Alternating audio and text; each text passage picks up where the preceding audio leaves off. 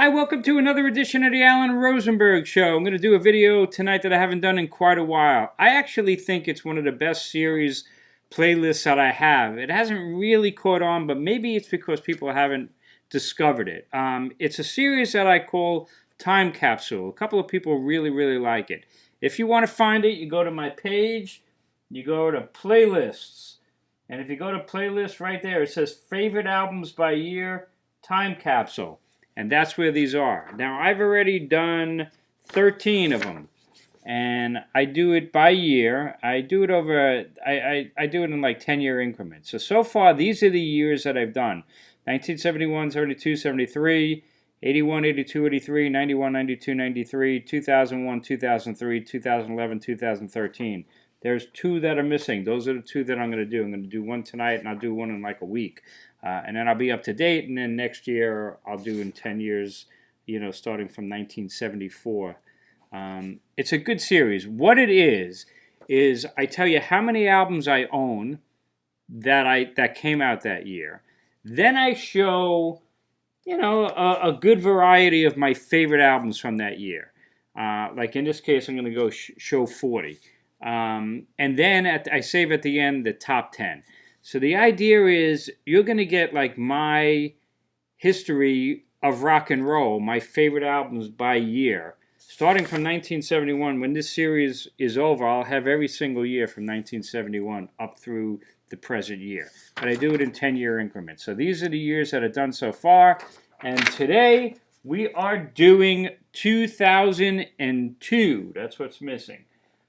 So in my database, as far as albums that came out in 2002, I own 148 albums that are in my database that came out that year. That's a good chunk of albums. Right here, you have 40 of them.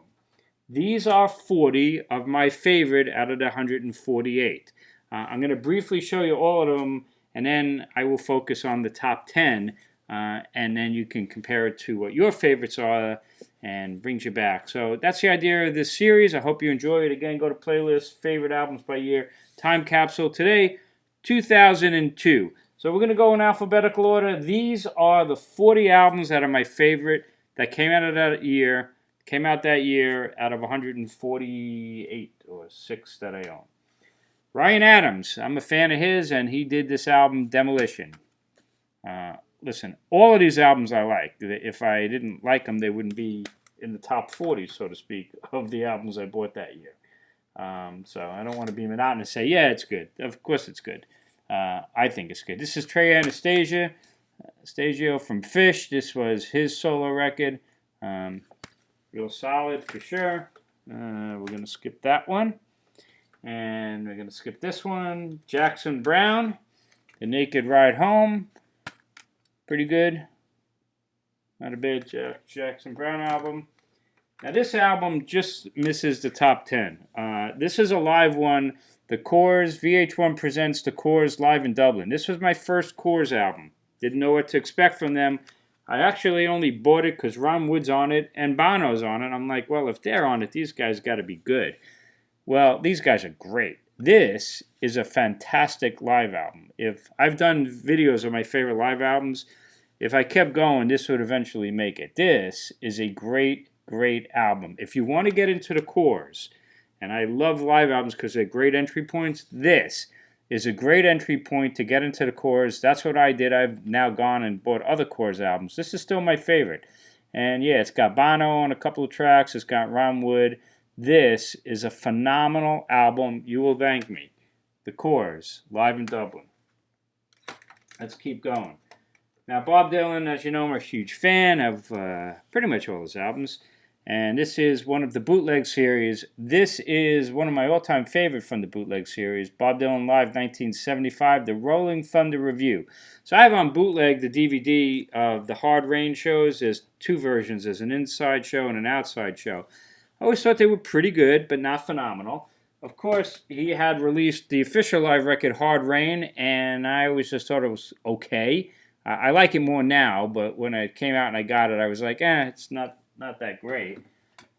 Then when he put this album, it just totally reawakened me to that 1975 Rolling Thunder tour.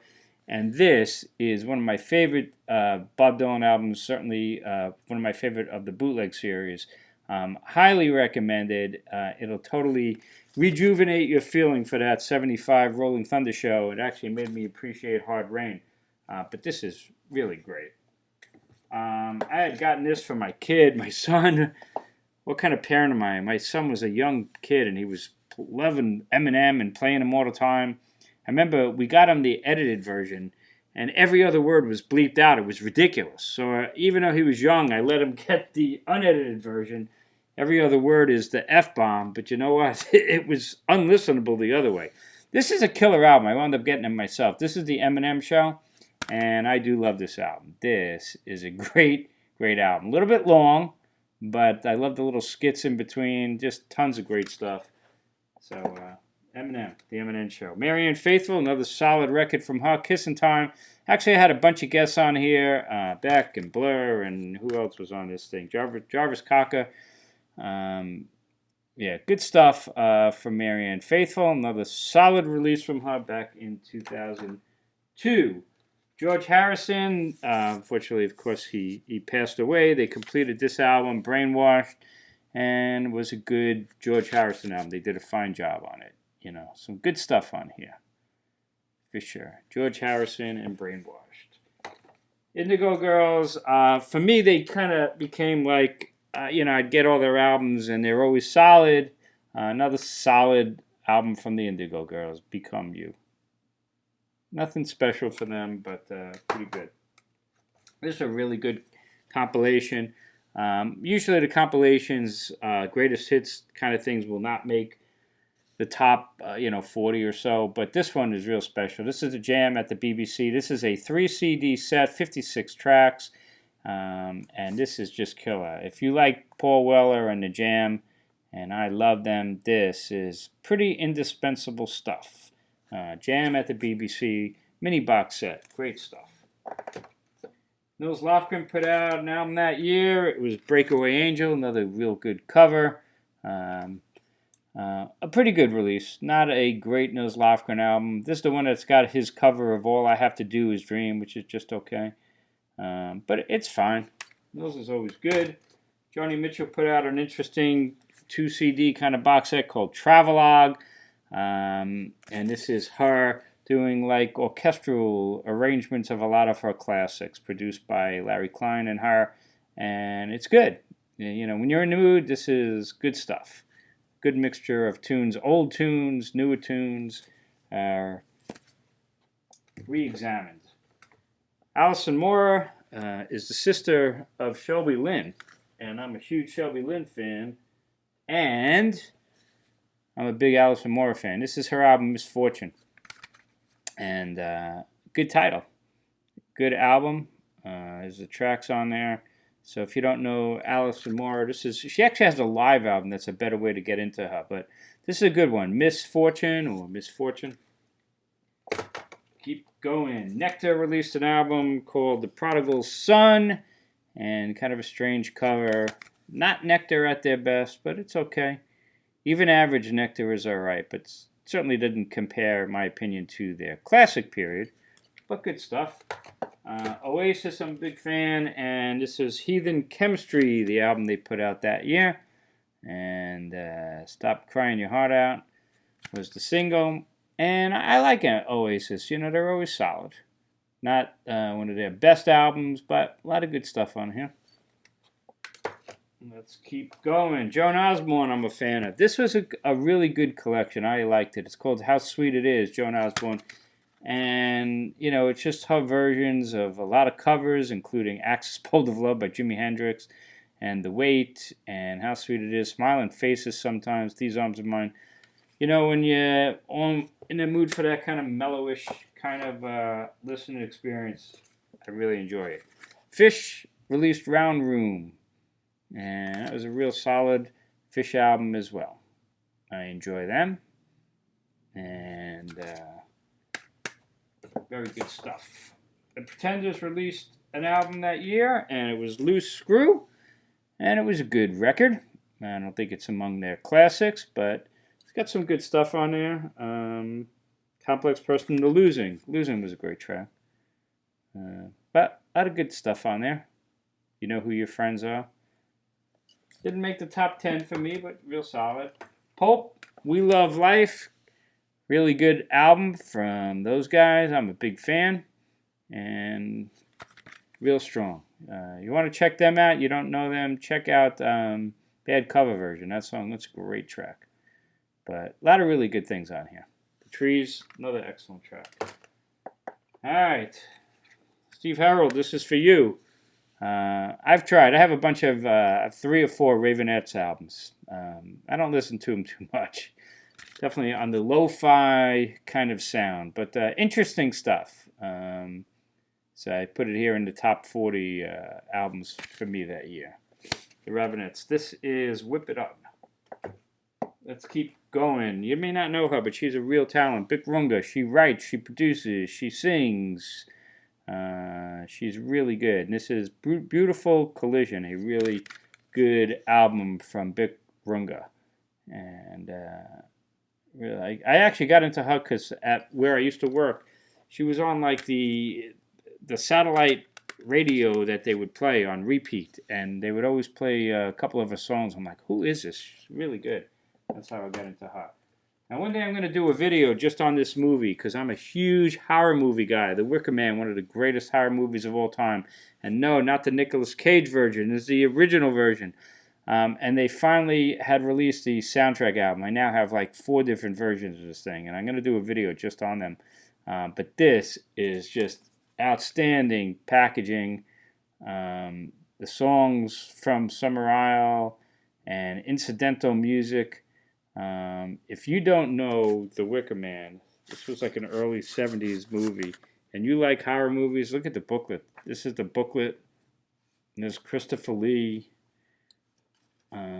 This is just so awesome. This is the booklet from this CD. Just great. So it's one of my favorite movies of all time, and it was thrilling that they finally released a soundtrack from this controversial film. So if you don't know The Wicker Man, you should see it. This is a soundtrack, one of many I own. Spock's Beard released their rock opera, I guess you would call it, concept piece called Snow. Beautiful artwork, and this is a 2 CD set, and this is a really strong, real good Spock's Beard album. Beautiful artwork in the middle. A lot to take in, but good stuff for sure. Let's keep going. Suede, another band I really like, and they released A New Morning, and this is a deluxe edition because this also has a bonus live album right there from 1999 live performance. But this is a really strong record. All the Suede albums, the latter day ones, are really good. I think they're just a really killer band. Great mixture of like Bowie and Brian Ferry to a certain extent. Just good stuff. Linda Thompson released Fashionably Late. Another good solo record. Mellow, quiet. Really nice. Big fan of Fairport Convention and Richard and Linda Thompson, and both Richard Thompson solo and Linda Thompson solo. Paul Weller, he released his album Illumination, and this is the deluxe edition at that time. Opens up 2 discs, and one's a CD, one's a DVD, and another strong release from him. It's Written in the Stars. That's a killer track. If you just want to sample one track, you'll love that. That's an impossible song not to like. Wishbone Ash released, really, I think this was their first studio release. Andy Powell never stopped the band, but after the original band broke up and reformed and broke up again, but the band never broke up. Andy always kept it going, and this was the first studio record I think he did in the latter day. Wishbone Ash. Wishbone Ash always had great covers. Hypnosis used to do their covers. I really disliked this cover. It's Andy Powell, but it's just not a particularly great looking cover. But this was a good release, actually. It's pretty strong for the latter day Wishbone Ash stuff. And this is called Bonafide, is the name of the album. The only problem with the latter day Wishbone Ash is Andy Powell's the singer on every song, and his voice can be kind of samey. But there's some good stuff on here. Faith, Hope, and Love. That's a good track. And let's keep going as we're heading to the end there. Neil Young released Are You Passionate? And Neil Young's always passionate, of course, and good stuff on here. Not one of the most prime Neil Young albums, but even so-so Neil Young albums got some real good stuff. This is the album that's got Let's Roll on it from 9/11. Remember, we're doing 2002, so this was the year after 9/11. And the last one before we hit the top 10 is Zebra 4, their fourth studio release, and this was the first time they released a studio record in a long time. And good stuff on here. KK is hiding. Light of My Love, which he did with Randy Jackson did with China Rain. Good version of that on here. Always good to have Zebra around. Still their debut album, one of my favorite albums. And this was a good release. It's their last studio record to this day. So that leaves 10 left. What are the top 10 albums of 2002 for me, based on the amount that I played them? Number 10, Sheryl Crow and Come On, Come On. Had the hit single Soak Up the Sun, and I hate that song. Just a pure pop kind of a track. Sheryl kind of looking different there. But overall, it's a pretty good record. Steve McQueen and You're So Original, Safe and Sound, Come On, Come On. I just think she's the real deal, and she's always really good. And that's a really good album. Number 9 for me, David Bowie. He released Heathen. And this is one of the deluxe editions of that with an extra disc. Good release, you know. Not fantastic, but good stuff on here. Lots of good stuff. Sunday and Afraid. Yeah. Slow Burn. Good stuff on here.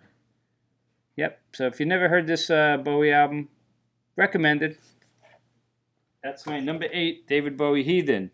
Number 9, I should say. At number 8, we're going to go to Mark Knopfler and his album called The Rag Picker's Dream. You'll notice I'm always trying to get the deluxe edition. So this is a deluxe edition 2 CD set, which has a bonus disc of extra tracks. This is the album. It's got Why I Man, great track, but Quality Shoe.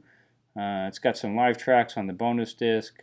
Very enjoyable Mark Knopfler album for sure. So this is The Rag Picker's Dream at number 8. At number 7, all the way from the UK, virtually unknown in the US, I was shocked how great this album is. This is Status Quo on an album called Heavy Traffic. And this album is just really killer. You know, Status Quo is that boogie rock, and you would think they would get monotonous. I'm a big fan of theirs, but this is a great latter-day Status Quo album. And if you don't believe me, go check up All Stand Up, Creeping Up on You, Jam Side Down. You'll love those tracks. Guaranteed. Guaranteed. Heavy Traffic from Status Quo at number 7. Now, number 6 is going to piss a lot of people off, because a lot of people think this is one of the worst albums of all time. And I get it. But for some reason, I just play this album a lot. I don't know why, but I really, really like it. So, are you ready? At number 6 is Boston and their album Corporate America. This album was such a failure that Tom Schultz sued the record company. The fact of the matter is the production is not that great. You know, considering Boston is known for such amazing production, production is not that great at this album. But the fact of the matter is the songs are really good. If you like Boston, I like Boston. You know, I still think the debut is one of the greatest albums of all time. Though after that, kind of yeah. This album's supposed to be their worst. I really like it. What can I tell you? At number 6, Boston, Corporate America. Yeah, I had a good time. Stare Out Your Window. Turn It Off. These are great, great songs. I'm telling you. Corporate America from Boston. If you don't like it, whatever. Number 6. Number 5, Tom Petty released his concept album, The Last DJ. And I got the deluxe edition of that with the bonus stuff as well. It's not one of Petty's strongest albums for sure, and it's not one that I go to that often. But that's just a mark of Tom Petty's greatness, because even a so-so Petty album like this is still really damn good. And so this is at number 5, Tom Petty and the Heartbreakers, The Last DJ. Some really good tracks on here. Have Love Will Travel. Just really good. So there you go. That is number 5. Let's keep going. Number 4 is going to be Peter Wolf from the Jay Giles Band. I'm a huge fan of his solo work. I'm a huge fan of Jay Giles Band. And Peter Wolf's solo career is fantastic. That guy is just great. Besides the fact that he's an amazing performer, his solo albums are great. For some reason, well, I know the reason. Nobody will ever play any new music, and he gets no publicity, and he can only play small places. But this is another really fine solo record from Peter Wolf called Sleepless. Growing Pain is great. Nothing But the Wheels got Mick Jagger helping out on vocals. Too Close Together's got Keith Richards helping out, but that's not what makes this album really good. It's just really good. His albums are terrific, and this one from beginning to end is really solid. So at number 4, Peter Wolf and Sleepless. There's only 3 left. What are the top 3 albums of the year for me from 2002? At number 3 was the first album I ever got by them. I've become a huge fan. We're talking Porcupine Tree, and we're talking the album In Absentia.